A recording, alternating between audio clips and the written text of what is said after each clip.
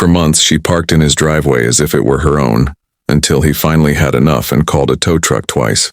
What followed was a downfall so public that the entire neighborhood couldn't look away. Reginald Reggie Carter was a patient man by nature.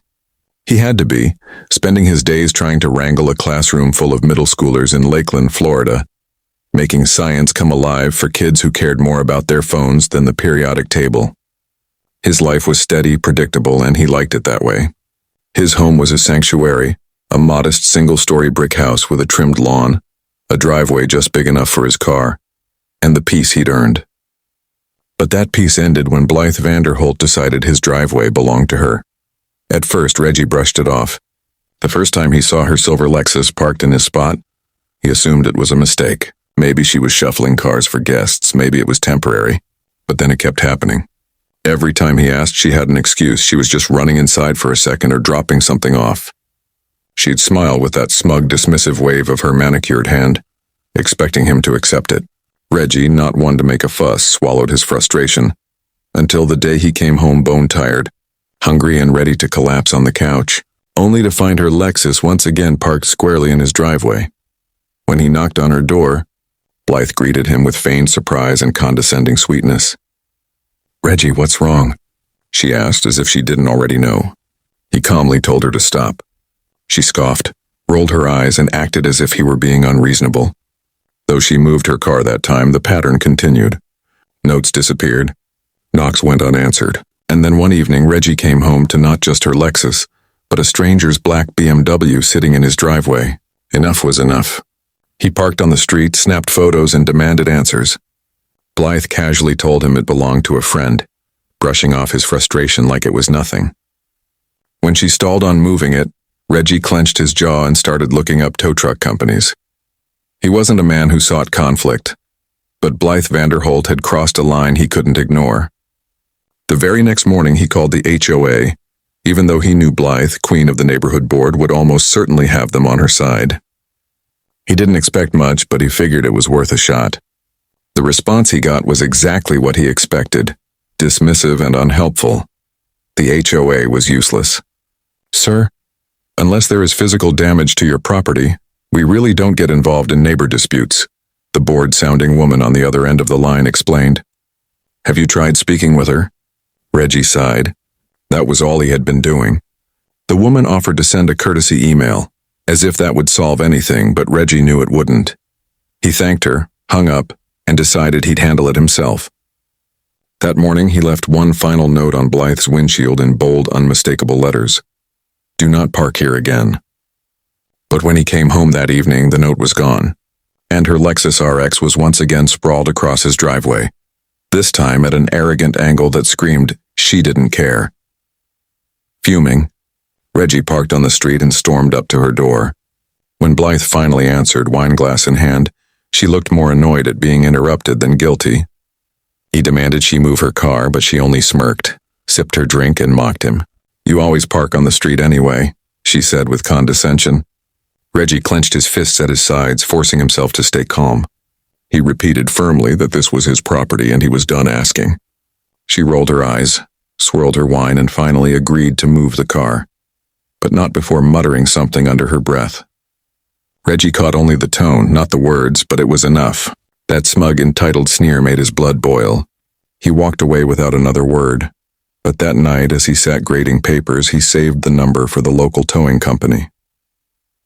The next time she parked in his driveway, there would be no warnings. And sure enough, that Friday evening, he pulled up after a long week at school to find her Lexus sitting in his driveway like it belonged there. This time, Reggie didn't knock, didn't leave a note, and didn't call her. He parked down the street, dialed the towing company, and gave them one simple instruction: "Get it out of here." Within 20 minutes, a tow truck arrived. The driver looked at the scene, confirmed Reggie's proof of ownership, and hooked the SUV without hesitation. Reggie stood there with arms crossed, satisfaction washing over him as Blythe's luxury car was hauled away, disappearing down the street. He knew she'd come storming eventually, and she did. Less than an hour later, pounding rattled his front door. Reggie didn't rush, he stretched, stood up slowly, and only then opened the door. Blythe stood outside, livid, dressed in silk pajama pants and flip-flops, her hair slightly disheveled and her phone clutched like a weapon. "Where is my car?" she snapped. Reggie tilted his head, calm and unbothered. "Oh, you mean the one that was illegally parked in my driveway?" Her nostrils flared. "Don't play games with me, Reggie." "Where is it?" He shrugged casually. "Towed." She froze, her mouth falling open in disbelief. "You did what?" Blythe shrieked when he opened the door. Reggie answered coolly that he had the SUV towed because she wouldn't stop parking in his driveway. She let out a wild, hysterical laugh and threatened him with HOA clout and connections. He blinked, told her the car was at Sunshine Towing off Orange Blossom Trail, wished her a good night, and closed the door. Blythe melted into a furious, breathless rant on his porch for 10 minutes, outrage and veiled threats tumbling out, then phoned the police, only to be met with the same blunt truth. He had the right to remove a vehicle from his property if he presented proof. The officer's quiet confirmation and the flush that flooded Blythe's face were small, private victories for Reggie. But he knew she wouldn't stop there. She escalated in petty, determined ways, passive-aggressive notes about community courtesy, officious letters to the HOA attacking his porch plants, his garbage bins, even the paint on his mailbox, each complaint more absurd than the last. Then she began calling security. One evening, while Reggie watered his lawn, a security SUV rolled up and an officer stepped out with the practiced, awkward seriousness of someone summoned to investigate suspicious activity. Blythe stood on her porch with arms folded, feigning alarm and victory. Reggie, unimpressed, told the officer he already knew who had called and suggested she find a new hobby. When the officer drove away, Blythe smiled as if she'd won, until Reggie walked up her steps and, calm and collected, told her he was done playing games. He'd been patient, he said. He'd given her more chances than she deserved. Now she'd pushed him too far and he intended to push back. For the first time she looked uncertain, and she should have been. A week later, after a morning at the gym, Reggie returned to find Blythe's Lexus blocking his driveway again, this time bold and obstructive while his family was on their way for a cookout. He sat for a beat, then stepped out, made one simple final call, and gave the towing company the same instruction as before.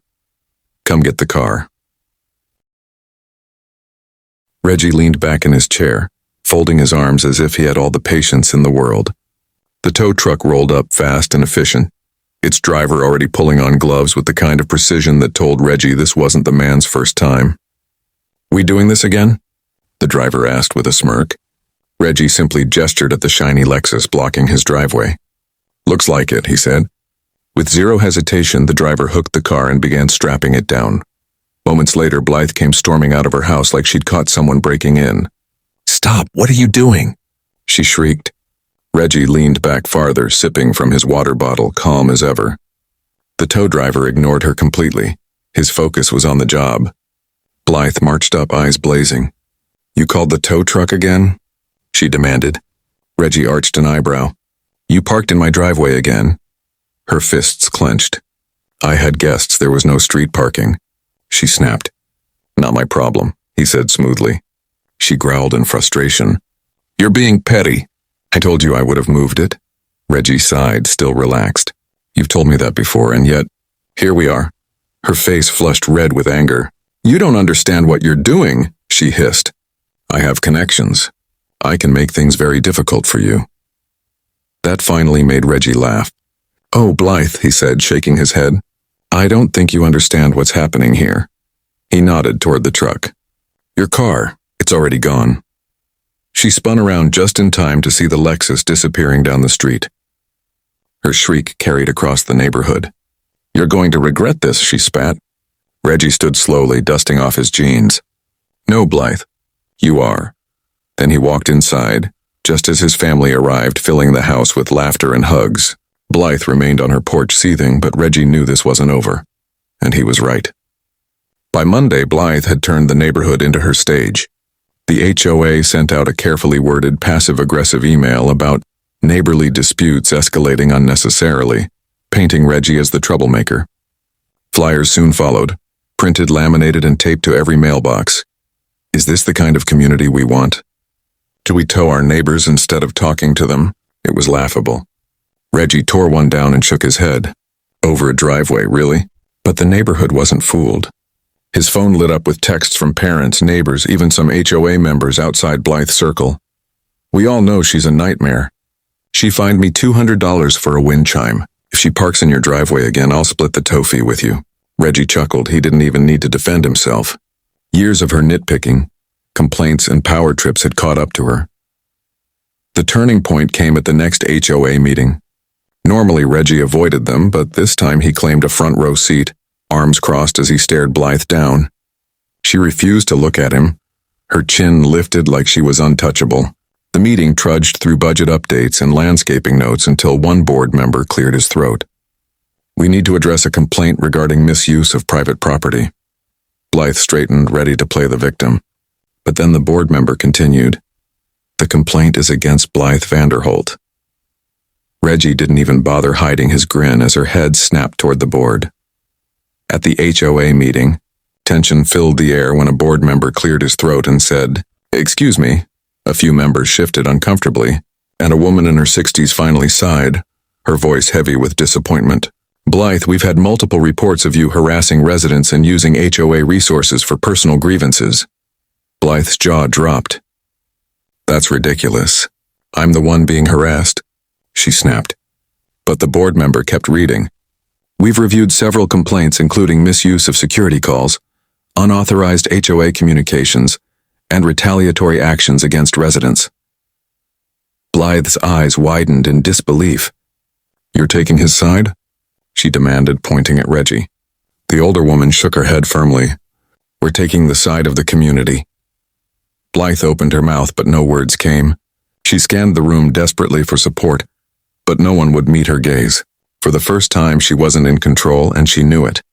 Reggie leaned back, satisfied, watching her unravel. For years, Blythe had ruled the neighborhood like a self-appointed queen, using the HOA to bend the rules for her own whims. But now her power was slipping, and she was clawing at anything she could to hold on. 2 days later, Reggie pulled into his driveway and immediately noticed something off. His trash cans were gone. Not tipped over, not moved, just gone. He scanned the street, and there they were, stacked neatly behind Blythe's house. He couldn't help but laugh. First the emails, then the flyers, the fake security calls, the fines, and now stolen trash cans. It was pathetic, but he wasn't going to let it slide. He snapped a few clear photos and walked up to her door. Knock, knock, no answer. He knocked again, harder. Finally, the door cracked open. Blythe stood there, but she looked different. No smug grin, no fake charm. Just tired, as if she already knew the fight was over. Reggie held up his phone. "You want to tell me why my trash cans are in your backyard?" She crossed her arms. "I don't know what you're talking about." Reggie chuckled. "Blythe, I have pictures. Let's not do this." She stayed silent, lips pressed tight. Reggie's voice stayed calm, steady, unbothered. "You've lost. You can't find me. You can't call security. The HOA isn't backing you, and now you're out here stealing trash cans like a crazy person." Her eyes flashed, but she said nothing. He took one step closer. "You've spent months trying to make my life hell. But now," he gestured toward her quiet, dark house, "you're the one who's miserable." Blythe swallowed hard and without a word shut the door. Reggie smiled. That was the smartest thing she'd done all year. The next morning, Reggie filed an official complaint against Blythe. This time, the evidence was stacked. Multiple harassment reports, false security calls, unauthorized HOA communications, and now theft. By the end of the week, the board had no choice. Blythe Vanderholt was removed from the HOA board. Her power was gone. Her reign over the neighborhood had ended. And best of all, she never parked in Reggie's driveway again. From that day forward, Blythe avoided him completely. No glares, no smug smirks, no petty notes about his lawn or plants, nothing. For the first time in months, Reggie pulled into his driveway with ease. No blocked cars, no HOA fines, no drama. Just peace. Meanwhile, the neighborhood buzzed. Blythe's downfall had become legend. The iron-fisted HOA tyrant dethroned in her own backyard. Neighbors who had once kept silent now found their voices. She fined me $75 for leaving my bike on my porch. She called security on my nephew because he wore a hoodie. I've lived here 10 years and never once saw her help anyone. Reggie realized she had been a problem long before she ever came after him. He had just been the first to fight back, and when he did, The whole community followed. A few months later, a for sale sign appeared in Blythe's yard. Some said she was too embarrassed to stay. Others whispered she had made too many enemies to feel comfortable. Reggie didn't care why. When the moving trucks finally pulled away, he stepped onto his porch, breathed deep and let it sink in. The fight was over, and he had won. The lesson was simple. Some people think they can push others around forever, that their selfishness and cruelty will never catch up to them. But eventually they pick the wrong person, and when that person stands up, the whole world watches them fall.